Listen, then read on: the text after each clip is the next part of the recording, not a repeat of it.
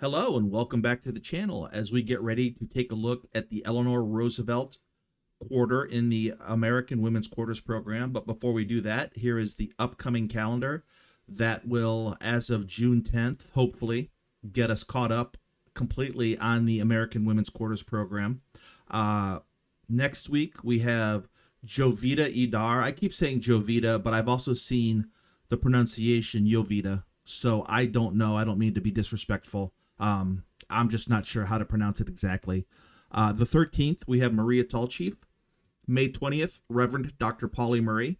May 27th, we have the unboxing of the Harriet Tubman $1 commemorative proof coin and $half proof coin. And then once again, as I said, hopefully June 10th, like I point out in all the videos that I've been doing with this calendar, that coin in 22 and 23, by that coin, I mean the third quarter of the year, seems to come out the week of June 7th. And so if it does come out on June 7th, it may get to me by June 10th, in which I can get a quick video out. It may not get to me until late in the day in June 10th.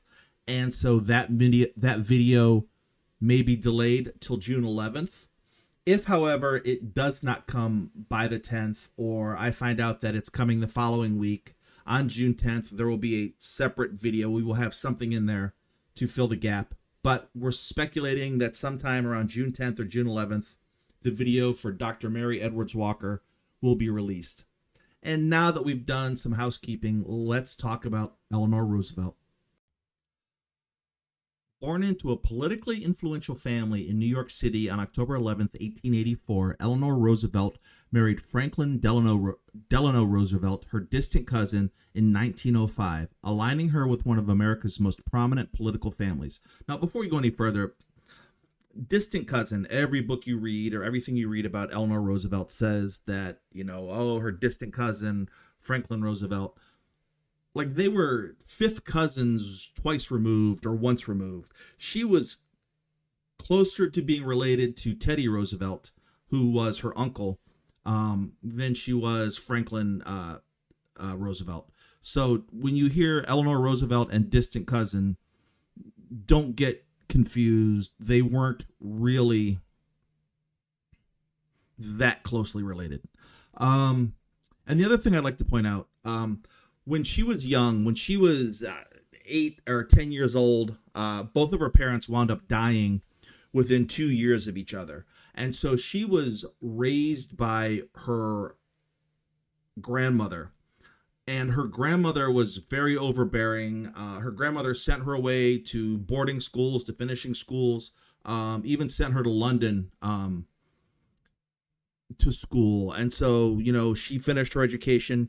At this time, women didn't really go to college, so she finished her boarding school education and returned to her overbearing grandmother, and started doing what women of a certain stature did at that time. And she started, doing charity sort of work to keep herself busy, to keep her family's name in good standing.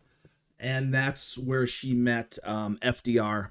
And, then they were married in 1905. Unfortunately for her, once again, after she married FDR, they lived very close to his family.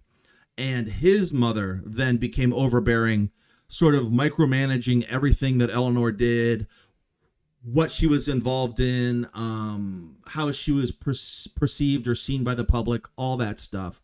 And it wasn't until FDR was elected to a state political office and they moved away from New York City that Eleanor was finally given a chance to come into her own and not be overwhelmed or overshadowed by some maternal figure in her life.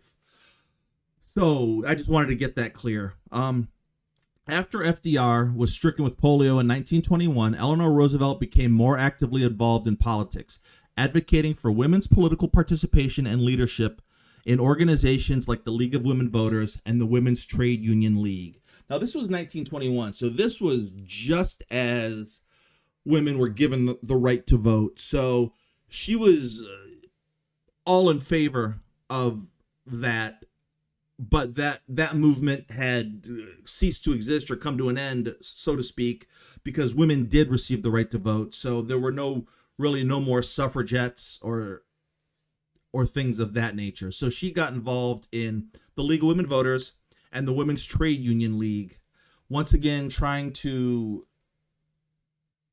propel women forward.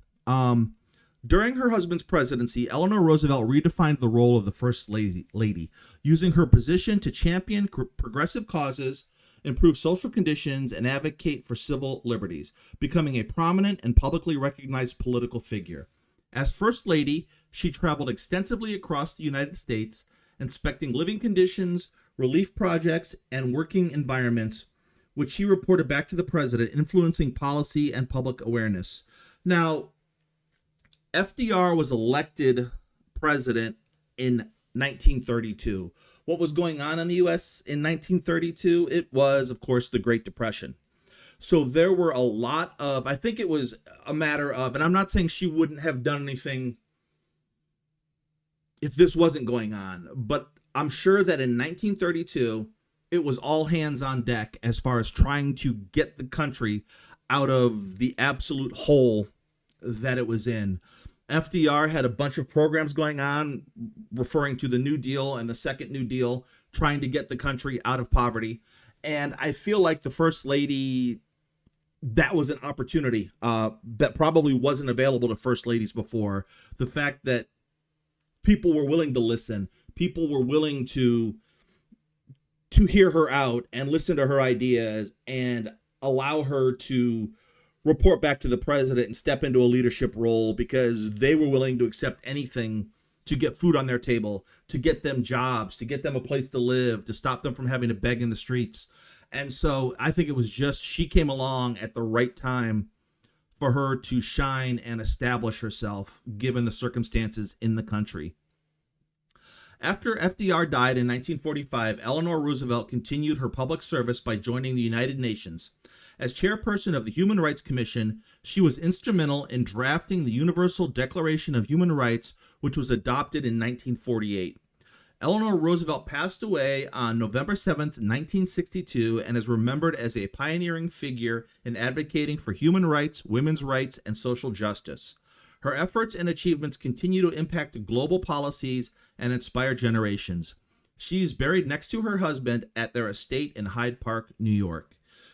Now, the Universal Declaration of Human Rights is something that we just take as a given. And basically what it does, and it was, it was voted on and passed by the United Nations, and that advocates or sets a standard going forward that every citizen of the world should expect to be safe, to be free from slavery, to have a right to life and liberty, all of those things. It's not a law, but when you hear the UN condemn countries or leaders or rulers because they are enslaving their people, or they're doing things that as Westerners we would think is horrific that a country or a government would allow to happen to their people, and you hear the UN condemning them, they're condemning these actions based on the Declaration of Human Rights, which they adopted in 1948. So once again, it's not a law. It isn't that these countries that are getting condemned are violating a law, but they're violating basic human rights. So when you hear someone say basic human rights or the UN violation of basic human rights, they're referring to the articles that are contained within the Universal Declaration of Human Rights.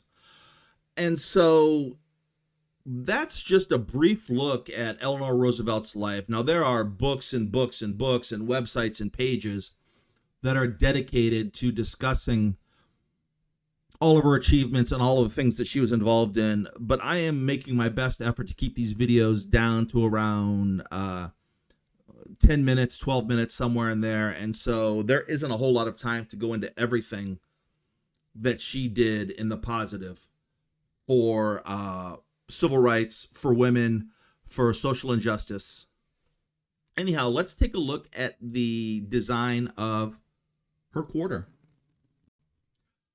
Looking at the image of the Eleanor Roosevelt quarter, we can see that it's set up with her profile, her, I don't know, profile, I don't want to say bust because it's more than just a head, her upper body, against a globe backdrop representing her impactful work with the Universal Declaration of Human Rights.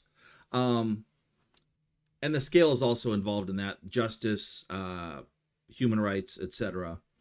You can see that it says e pluribus unum, of course. We're back to it saying $quarter instead of 50 cent or 25 cents or 25 with the cent symbol. And the scale, the world, Eleanor Roosevelt. Underneath it says Declaration of Human Rights. And then you can see the initials of the sculptor, Craig Campbell, and the designer, Don Everhart, and e pluribus unum on the back of all of our coins, out of many, one. And so that's just a quick look at the imagery used in her coin. Now let's take a look at the actual quarter. Looking at the quarter itself, of course, it looks just like the image we looked at, but it's always nice to physically look at the item. And there are so many lines and things going on in here that it's getting really hard for me to light and not get bad reflections. So I may play with the lighting a little bit while we're sitting here looking at it.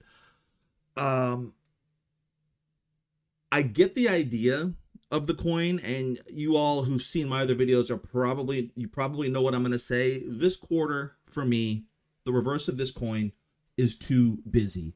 Like, they made an effort to fill every single inch, millimeter, centimeter speck of the field of this coin with something. And I just think there's too much. I think that while symbolism is great, you don't need all that. I don't know. It's hard for me to explain. It's just too busy. There are too many facets, too many edges, too many things going on here that I just think weren't necessary. Like, it's a nice look. Don't get me wrong. All of these are nice looking coins. It's a nice looking coin.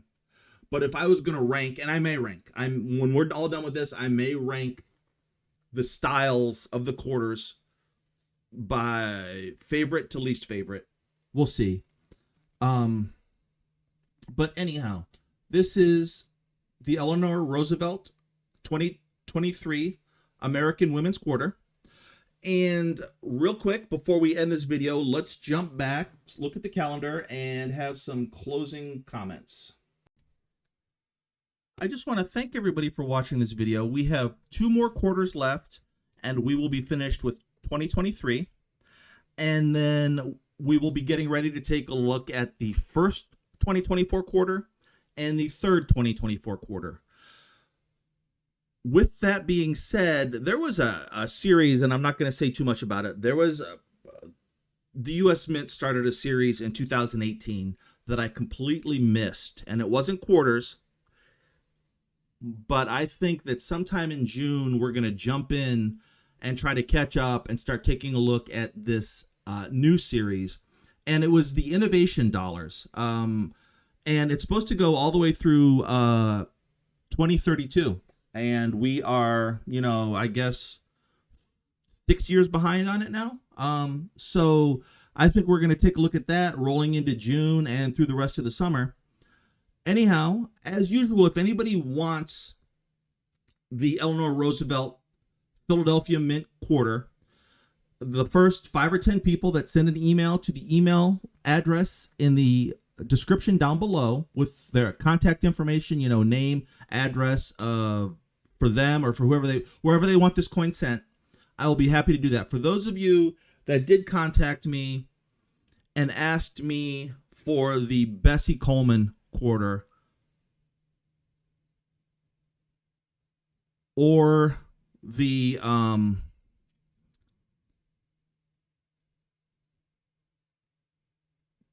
past 3 or 2, I'm behind on getting quarters out is what I'm trying to say, and they will go out this week. I do apologize. I'm trying to keep track of, I have a list somewhere, it's just not in front of me, but I will get all the quarters that I'm behind out this week. I'm sorry. A lot of these quarters I have in storage I don't have here, and I haven't had an opportunity to run to storage to get them yet. So just give me a couple more days, and I will get all caught up on the quarters that I need to send out.